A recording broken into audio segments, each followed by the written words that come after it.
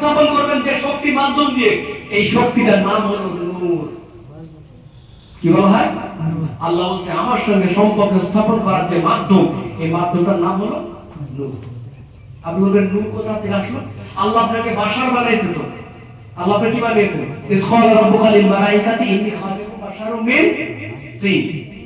আল্লাহ আপনাকে বাশার বানিয়েছে, এরপর আল্লাহ আপনার মধ্যে রূহ দিয়েছে না? আনাফাতু আতে ভুলে গেলাম। আনাফাতু ফীহি বিরূহি। আল্লাহ বলেন এরপর আমি তোমার মধ্যে রূহ দিলাম। রূহটা কি বলেন আমাকে? রূহটা কি? কত আপনি নিরুপায় বললেন। রূহের একটা গ্রামার আছে তো, গেটআপ আছে তো। আল্লাহর প্রত্যেকটা হুকুমের গেটআপ আছে। এই শীতকাল আল্লাহর হুকুম না, কিন্তু আল্লাহর হুকুমটা পরিবর্তিত হয়েছে শীতে।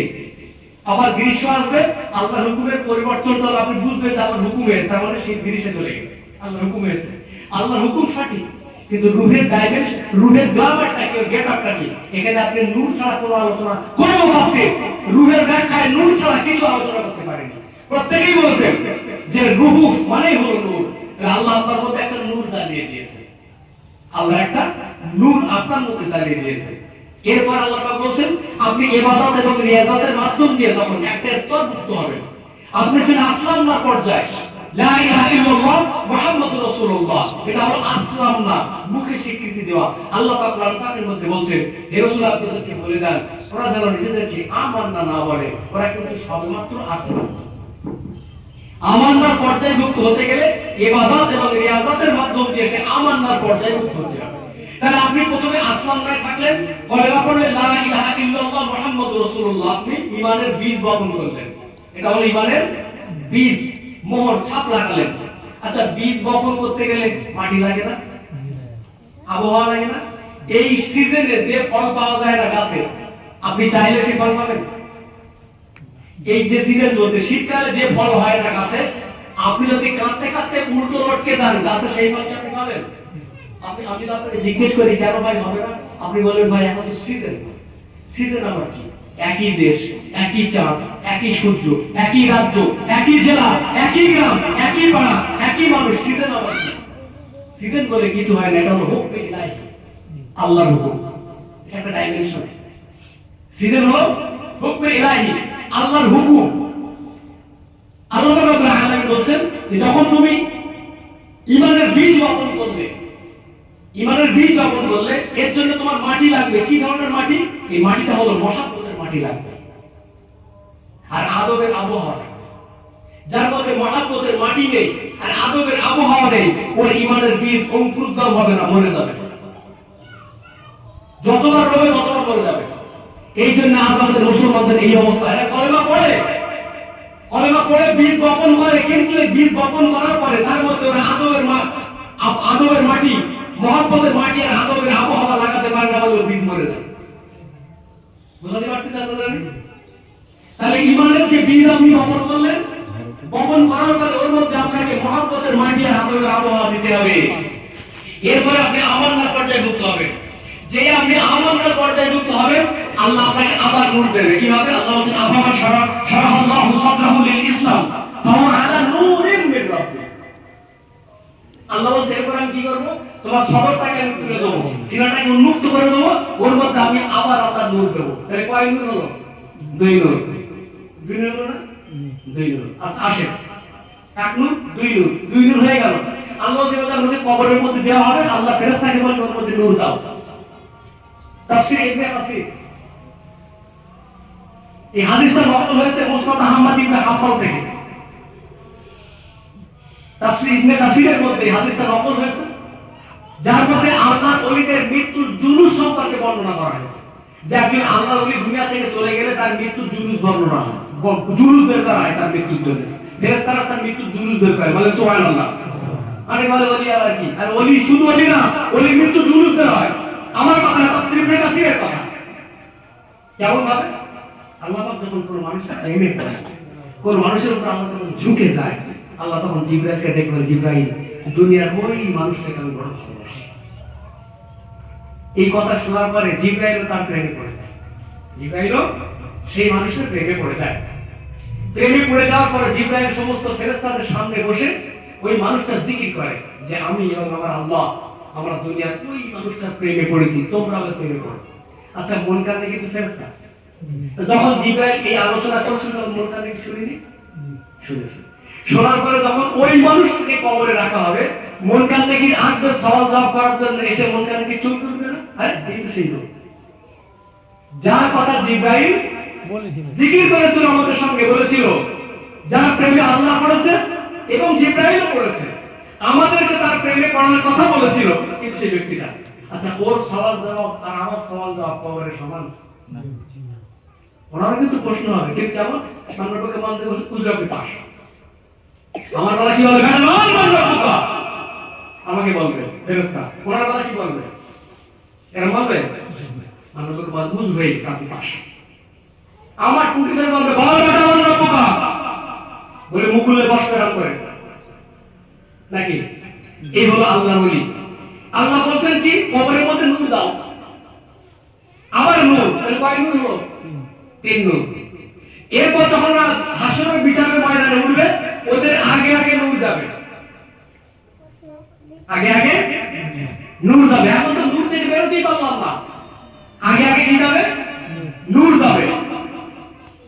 শুধু যাবে তাই নয়, যারা মুনাফিক দুনিয়াতে যারা বলতো নূর বলে কিছু হয় না, নূর আবার কি, এদের সম্পর্কে আল্লাহ কোরআনে বলেছেন, তারা বলবে উনজুরুনা, আমাদের দিকে তাকাও, তোমরা যে নূর নিয়ে যাচ্ছ ঠিক একটু আমাদের ধাপ দাও। তাহলে আপনি জন্ম থেকে মৃত্যু পর্যন্ত নূর থেকে বেরোতে পেরেছেন? এটা কি সাধারণ মানুষের অবস্থা না আল্লাহওয়ালা মানুষের অবস্থা? আল্লাহওয়ালা মানুষের অবস্থা। হাসরের ময়দানে আরাম কার, আমার না আল্লাহওয়ালা? আমি নামাজ পড়তেছি, রোজা করতেছি, হজ করছি, প্রত্যেক বছর উমরায় যাচ্ছি, যাকাত দিচ্ছি, সব করছি, এগুলো সব আমার ইচ্ছায় করছি।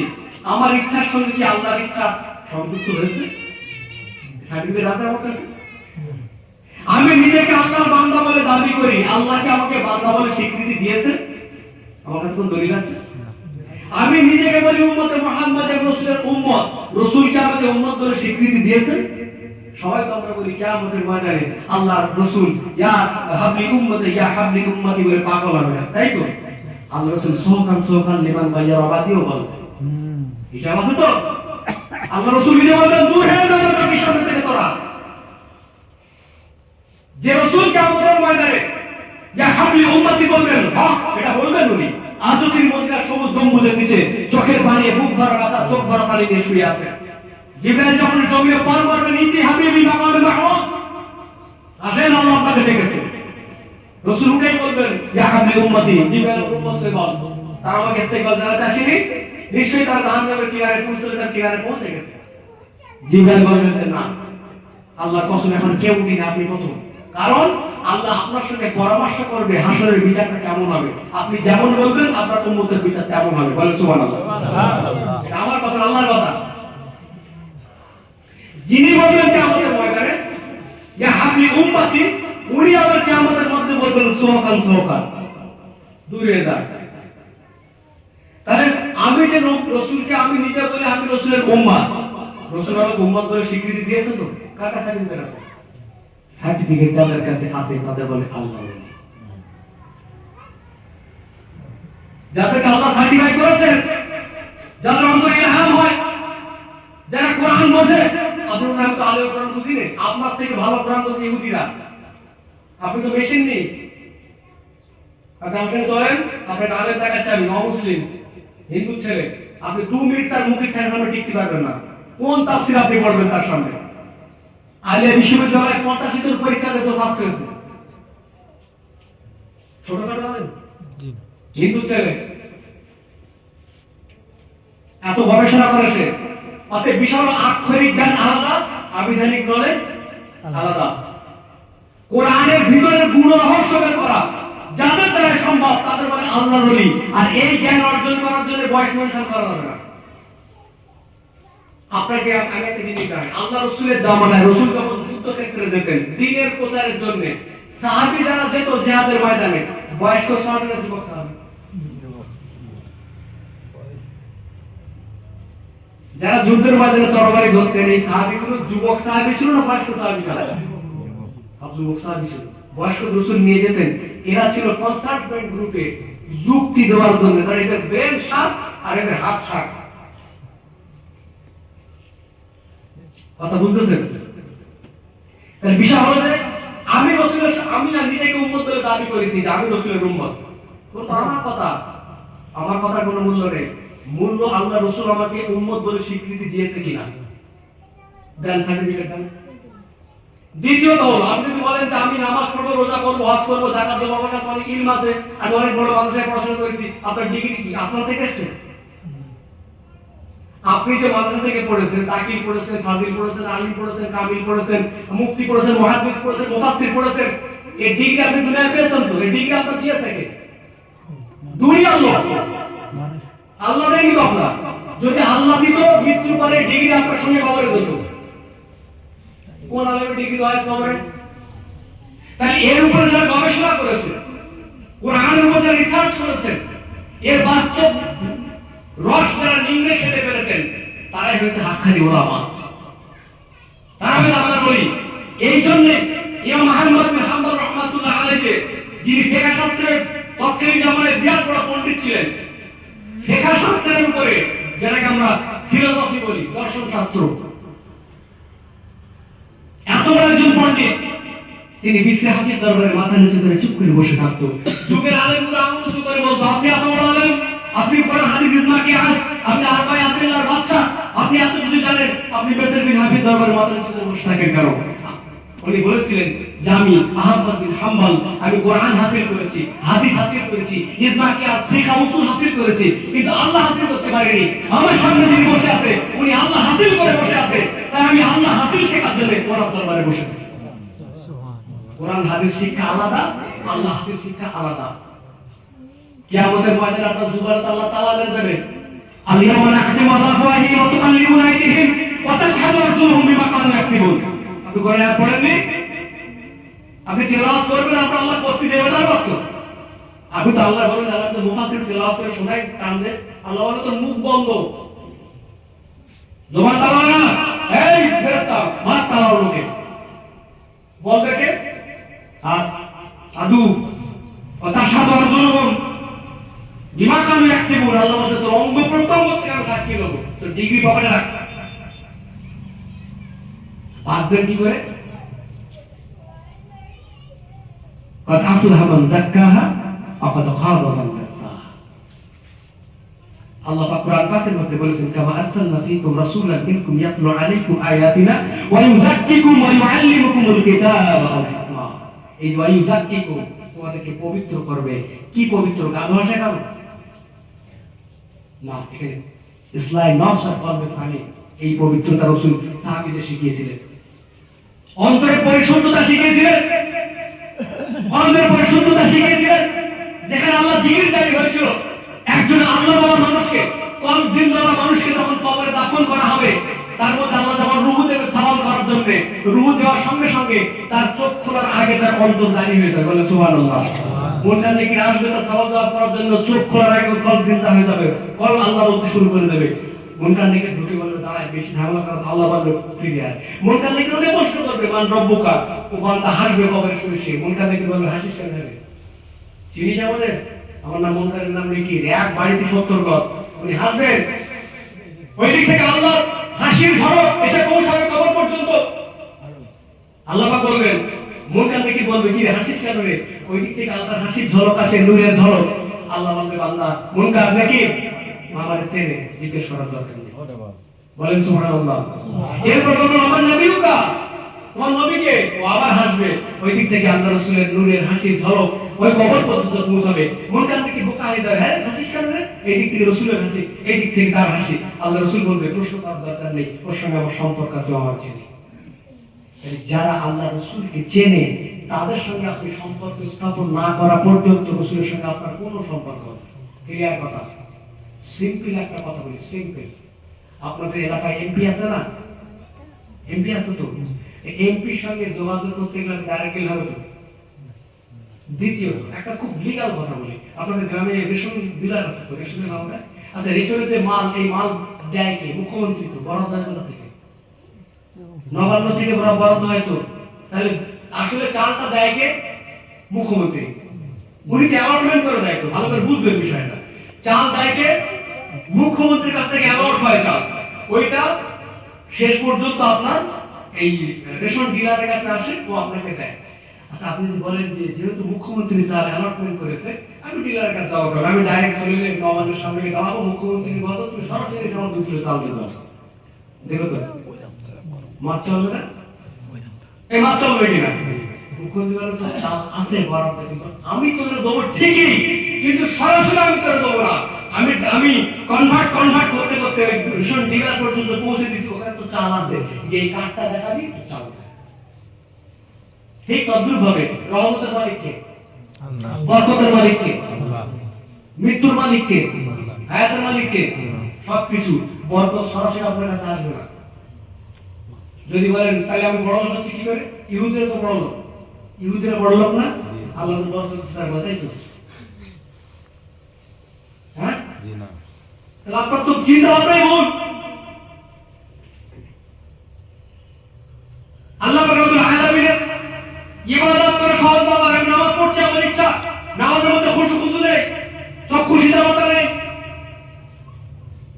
নামাজ আসি নজরটা সেই জায়গাতে, মন ধরে শ্বশুর বাড়ি। এই জন্য আল্লাহ বলা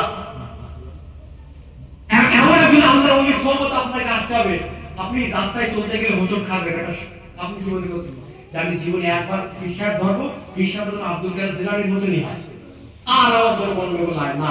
আল্লাহ আপনাকে হোঁচট খাওয়াবে রাস্তায়, ইমানদারকে আল্লাহ হোঁচট খাওয়াবে, বারবার মার খাওয়াবে। আপনি সমস্যায় করতে করতে আল্লাহ আপনাকে একটা দুয়ারে তুলে দেবে। ঈমান তলাশ করতে হবে আপনাকে, হিদায়াত তলাশ করতে হবে। হিদায়াতের মালিক কে? আল্লাহ।